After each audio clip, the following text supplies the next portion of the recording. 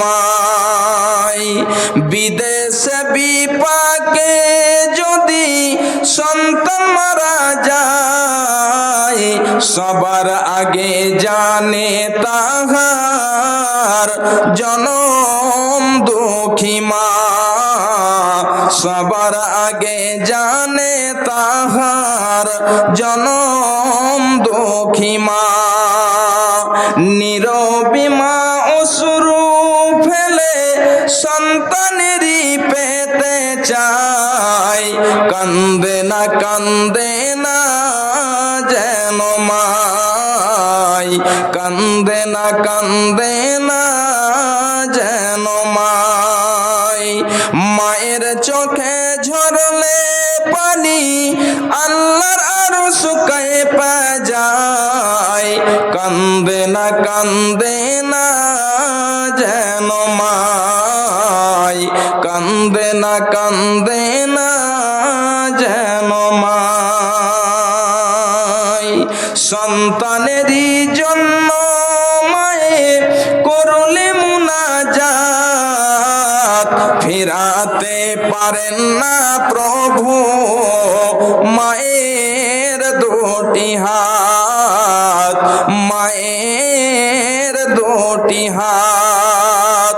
সন্তানেরই জন্য মায়ে করলে মুনাজাত, ফেরাতে পারেন না প্রভু মায়ের দুটি হাত।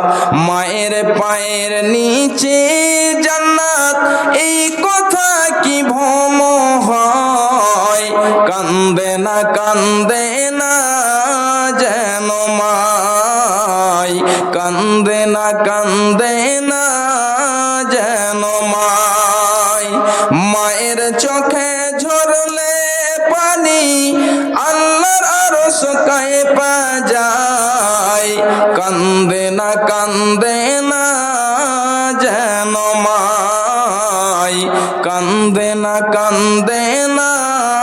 যেন মাই।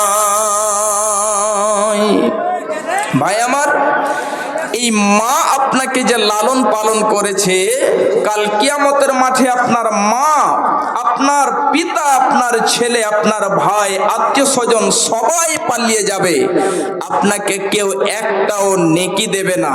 আজকে এই মায়ের জন্য, পিতার জন্য, ছেলে মেয়ের জন্য আপনি মাল ধন সম্পদকে এত ভালোবাসেন যে আখিরাতকে বলে ভুলে যাচ্ছেন। খুব ভালো করে শুনুন, একটা হাদিস আপনাদেরকে আমি তুলে দিচ্ছি। বিশ্বনবী আমার বলছেন, খুব ভালো করে শুনে রাখুন।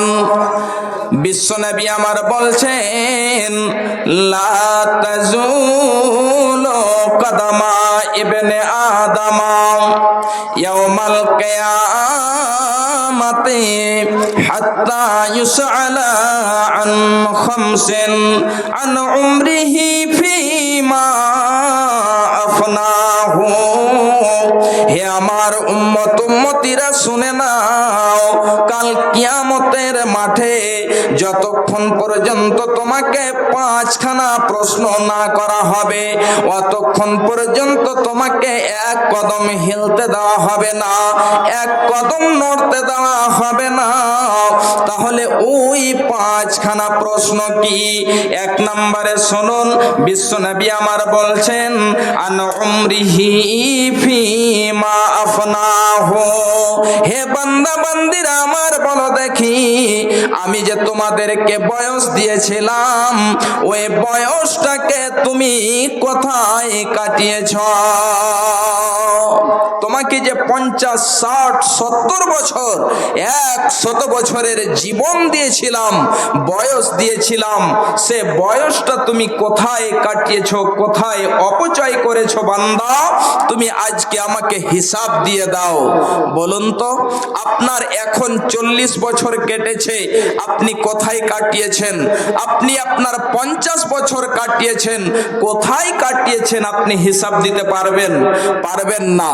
ভাই ভাই আমার, বাপজান আমার, এই জন্য আপনার যে বয়স রয়েছে, আপনার যতদিন কেটে গিয়েছে চলে যাক, যদি আপনার দ্বারাতে ভুল হয়েছে, আপনি গভীর রাত্রিতে উঠে যাবেন, আল্লাহর কাছে কেঁদে কেটে বলবেন, 2 রাকাত নামাজ আদায় করবেন।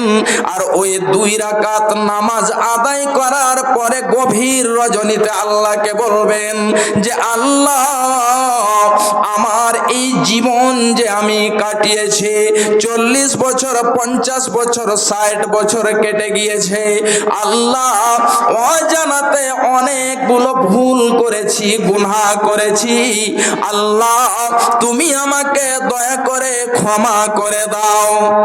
আল্লাহ ক্ষমাশীল, আল্লাহ দয়াশীল।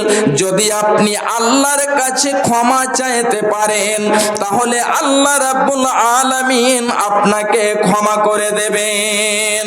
হে আমার ভাইজান, আমার মা, আমার বোনেরা, বিশ্বনবী বলছেন, যখন কোনো বান্দা, যখন কোনো বান্দি আল্লাহর কাছে ক্ষমা চায়, আল্লাহ তখন এত খুশি হয়, এত আনন্দ হয়, এত আনন্দ পায়। যেমন ধরুন, বিশ্বনবী আমার একটা উদাহরণ দিচ্ছেন যে একজন মুসাফির, সে ঘোড়াতে, সে সাওয়ারিতে সাওয়ার হয়ে সফর করতে লেগেছে। এবারে সফর করতে করতে করতে করতে গভীর জঙ্গলে চলে গিয়েছে। গভীর জঙ্গলে যে সে ক্লান্ত হয়ে এবারে তার সাওয়ারিটাকে ছেড়ে দিয়ে একটা গাছের তলায় যেন ঘুমিয়ে পড়েছে। ঘুম থেকে উঠে দেখছে যে তার সাওয়ারি নেই, তার সাওয়ারির উপরে, ঘোড়ার উপরে যতগুলো মালধন ছিল সমস্ত চলে গিয়েছে। এবারে সে যেন চিন্তায় চিন্তিত হয়ে গিয়েছে, হতাশা হয়ে গিয়েছে যে আল্লাহ, আমার যে ঘোড়া চলে গিয়েছে, আমি আর এই ঘোড়াটিকে ফেরত পাবো না। খুঁজাখুঁজির পরে ক্লান্ত হয়ে আবার যেন সে ঘুমিয়ে গিয়েছে। হঠাৎ করে ঘুম ভাঙছে, দেখতে পাচ্ছে যে তার সে হারানো ঘোড়া এসে হাজির হয়ে গিয়েছে।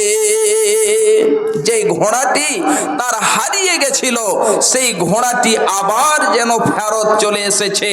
ঘুম থেকে উঠে দেখছে। এবারে সেই ঘুম থেকে উঠে দেখে কি বলছে? আল্লাহকে বলছে, খুব ভালো করে শুনুন।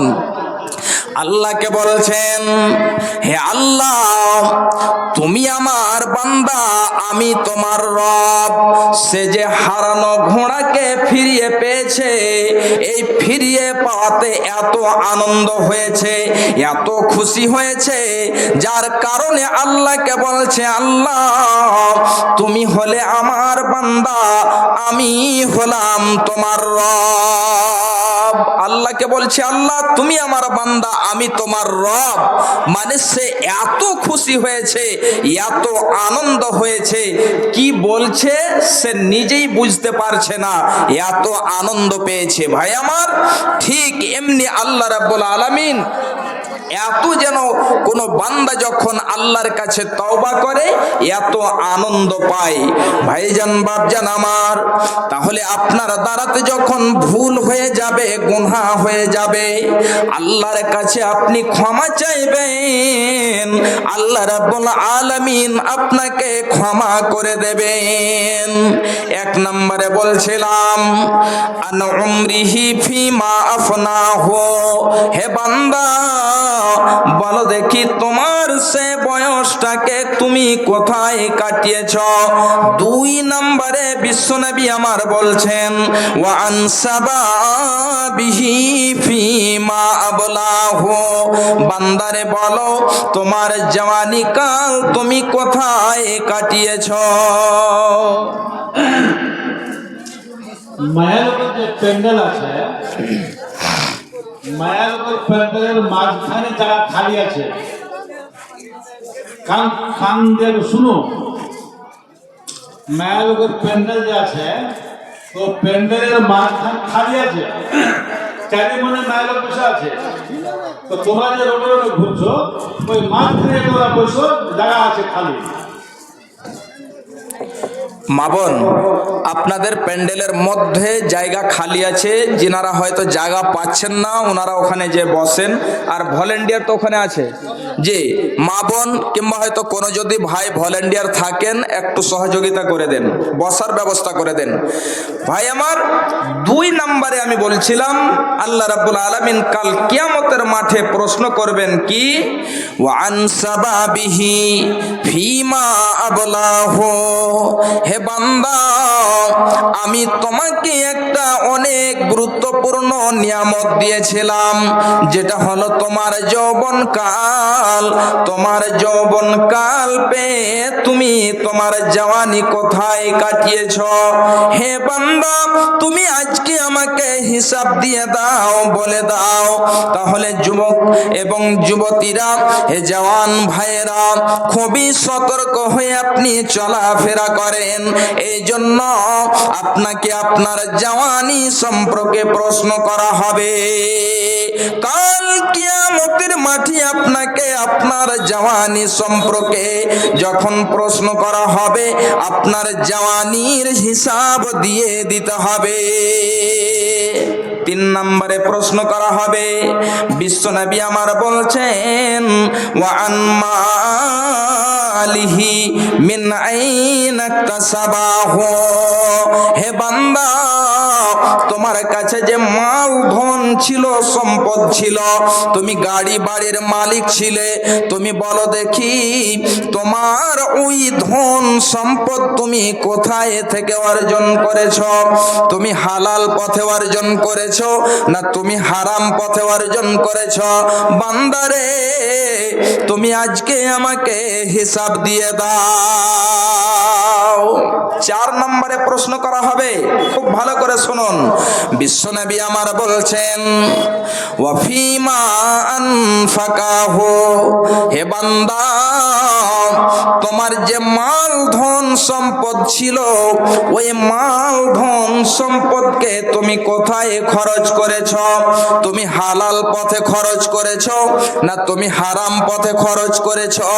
বান্দারে তোমার ওই মাল ধন সম্পর্কে আমাকে যেন উত্তর দিয়ে দাও, হিসাব দিয়ে দাও। আজকে আমরা হালাল পথে কম কিন্তু হারাম পথেই বেশি আমাদের মাল, আমাদের ধন, আমাদের সম্পদ খরচ হয়। কিন্তু কাল কিয়ামতের মাঠে আপনাকে হিসাব দিতে হবে যে আপনার মাল আপনি হালাল পথে খরচ করেছেন না হারাম পথে খরচ করেছেন। ভাই আমার, বাপজান আমার, খুব ভালো করে শুনে রাখুন।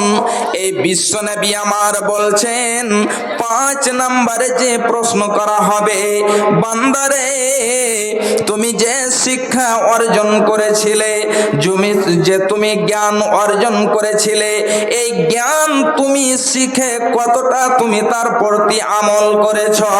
কাল কিয়ামতের মাঠে আপনাকে প্রশ্ন করা হবে। তাহলে 5খানা প্রশ্নের মধ্যে 1 নাম্বার হলো আপনার বয়স সম্পর্কে জিজ্ঞাসা করা হবে।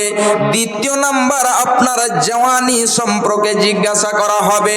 3য় নাম্বার আপনার মাল সম্পর্কে জিজ্ঞাসা করা হবে যে বান্দা তোমার যে মাল তুমি ইনকাম করেছিলে সেটা হালাল পথে না হারাম পথে? 4 নম্বরে আপনার যে মাল খরচ করেছেন সেটা আপনি সহি জায়গায়, ঠিক জায়গাতে আপনি খরচ করেছেন কি করেননি? 5 নম্বরে আপনি যে জ্ঞান শিখেছেন ওই জ্ঞান শিখে কতটা আমল করেছেন?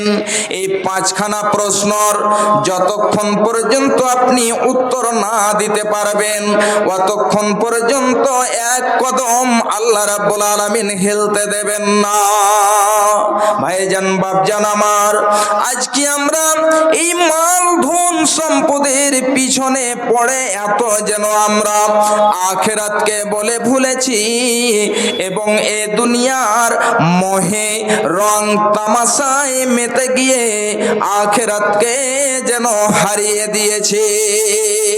মুসলিম হইলে কাফনে, মুসলিম হইলে কাফনে, খ্রিস্টান হইলে কপিনে, হিন্দু হইলে চিতাই পুড়ে ছাই।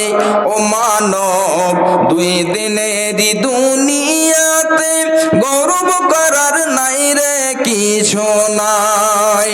ও মানব দুই দিনেরই দুনিয়াতে গৌরব করার নাই রে কিছু নাই।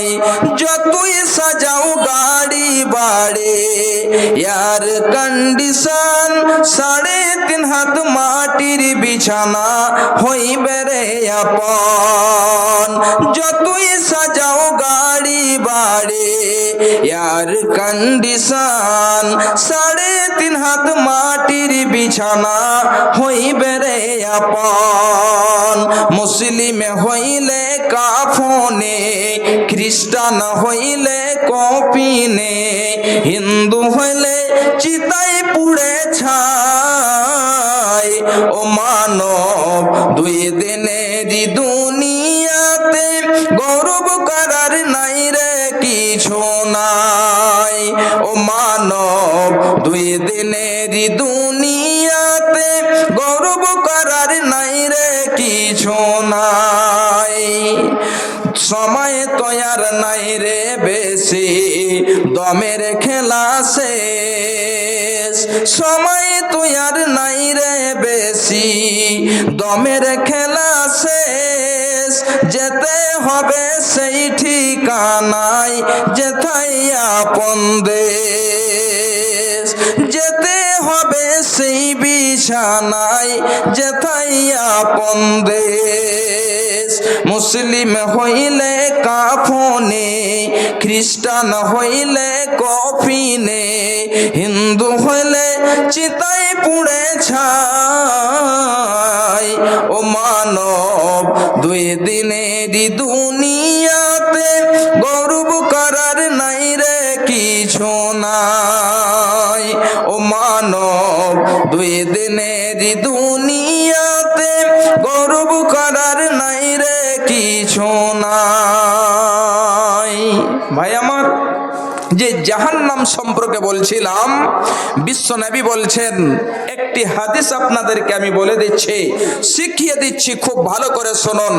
বিশ্বনবী আমার বলছেন, মান সাআলাল্লাহাল জান্নাতা সালাসা মাররাতিন ক্বালাতিল জান্নাতু আল্লাহুম্মা আদখিলহুল জান্নাহ।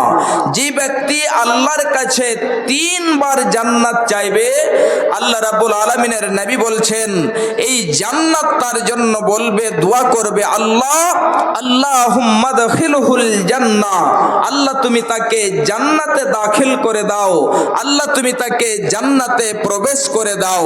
ভাই আমার, তাহলে প্রতিদিন আল্লাহর কাছে জান্নাত চাইতে হবে। আল্লাহ তুমি আমাকে জান্নাত দাও, আল্লাহ তুমি আমাকে জান্নাতে প্রবেশ করিয়ে দিও। যদি আপনি আরবিতে না বলতে পারেন, নিজের ভাষাতেই আপনি আল্লাহর কাছে চান, তাহলে জান্নাত কি বলবে, আল্লাহ তুমি তাকে জান্নাতের অধিবাসী বানিয়ে দিও।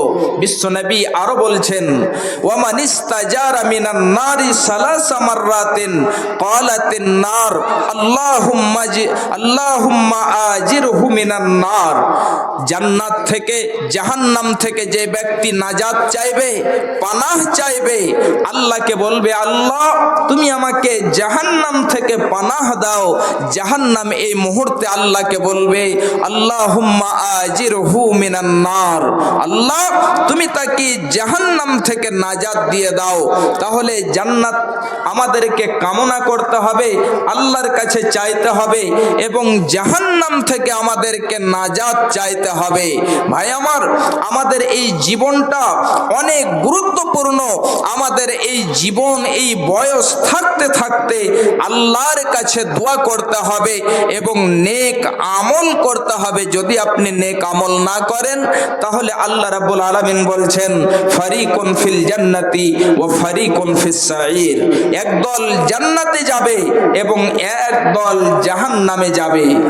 দুই দল হবে, এক দল জান্নাতে এবং এক দল জাহান্নামে যাবে। তাহলে আমরা ওই দল হব যেই দল জান্নাতে যাবে।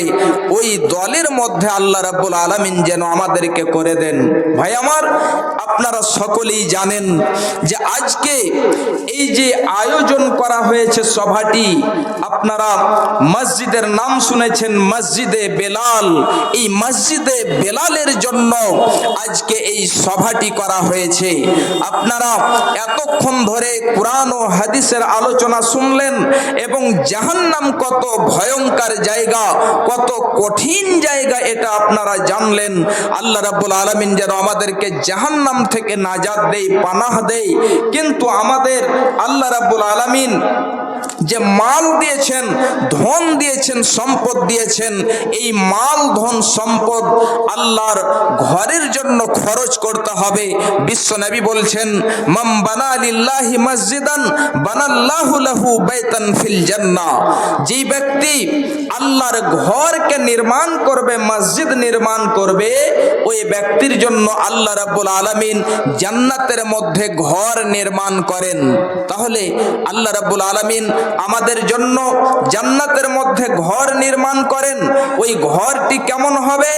বিশ্বনবী বলছেন যে একটা ইট হবে স্বর্ণের, সোনার, এবং একটা ইট হবে চাঁদির। আর যে ইটগুলো জোড়াই করা হবে সেটা মিস্ক দিয়ে এই ইটকে জোড়াই করা হবে। তাহলে ওই ঘরটি কত সুন্দর হতে পারে। এই ঘরের জন্য আজকে কোনো একজন ভাই, কোনো একজন দাদু আমার এমন আছেন যে 10,000 টাকা এই আল্লাহর ঘরের জন্য দিতে পারবেন, যার জন্য আল্লাহ রাব্বুল আলামিন এমন একটি ঘর জান্নাতের মধ্যে তৈরি করবেন। কেউ এমন আছেন একজন 10,000 টাকা দেনেওয়ালা এবং একটা জন আল্লাহর বান্দা 5,000 টাকা দেনেওয়ালা। তাদের দুইজনের জন্য ইনশাআল্লাহ আমি বিশেষভাবে দোয়া করব। একটা জন 10,000 এবং একজন 5,000 টাকা। আমার পূর্বে আপনারা অনেকেই দিয়েছেন এবং অনেকেই হয়তো দেওয়ার সুযোগ হয়নি, যে আবার হয়তো যে বক্তা আসবে তার হাতে দেব। অনেকজনই হয়তো দিতে পারেননি।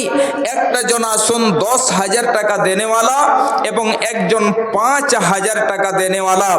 আল্লাহ রাব্বুল আলামিন আমাদের যে মাল দিয়েছেন, ধন সম্পদ দিয়েছেন, আল্লাহ রাব্বুল আলামিন বলছেন, ওয়া আনফিকু মিম্মা রাযাকনাকুম মিন ক্বাবলি আন ইয়াতিয়া আহাদাকুমুল মাউত। তোমাদের কাছে মরণ আসার পূর্বে পূর্বে, আগে আগে আমি যে তোমাদেরকে রিজক দিয়েছি, মাল দিয়েছি, ধন সম্পদ দিয়েছি, এই মাল ধন সম্পদ তোমরা আল্লাহর পথে খরচ করো, ব্যয় করো। তাহলে আল্লাহ রাব্বুল আলামিন আমাদের যে মাল দিয়েছেন, ধন সম্পদ দিয়েছেন, এই মাল, এই ধন, এই সম্পদ আমাদেরকে আল্লাহর পথে ব্যয় করতে হবে। ভাই আমার, আপনারা সকলেই জানেন কিংবা হয়তো শুনেছেন, একজনের নাম ছিল কারুন। হযরতে মূসা আলাইহিস সালাতু সালামের জামানাতে অনেকজনই বলছেন যে হযরতে মূসা আলাইহিস সালাতু সালামের কাকাতো ভাই ছিল কারুন। এই কারুনের মাল ধন সম্পদ ছিল না, কিন্তু অনেক লম্বা ইতিহাস, কোন ক্ষেত্রে সেই মাল ধন সম্পদ পেয়ে গেল। যখন হযরতে মূসা আলাইহিস সালাতু সালাম পাঠালেন, তখন কি বলছেন কারুন, যে এই মূসা, তুমি আমার মাল ধন সম্পদকে গসব করার জন্য, নেওয়ার জন্য চেষ্টা করছো, তুমি আমার মাল ধন সম্পদের ওপরে লালচ করছো। এই জন্য হযরতে মূসা আলাইহিস সালাতু সালাম আল্লাহর কাছে দোয়া করেছিলেন। তার জন্য বদদুয়া করার কারণে এই কারুনকে হালাক করে দেওয়া হয়েছে। তার মাল ধন সম্পদ তাকে বাঁচাতে পারেনি, তার কাজ আসেনি, তাকে বাঁচাতে পারেনি, রেহাই করতে পারেনি। ভাই আমার, আমাদেরকে আল্লাহ মাল দিয়েছেন, ধন দিয়েছেন, সম্পদ দিয়েছেন। এই মাল ধন সম্পদ থেকে আমাদেরকে খরচ করতে হবে। ভাই, একটা জন আসুন 5,000 টাকা। এখানে আলহামদুলিল্লাহ অনেক ভাই এমন আছেন যে 5,000, 10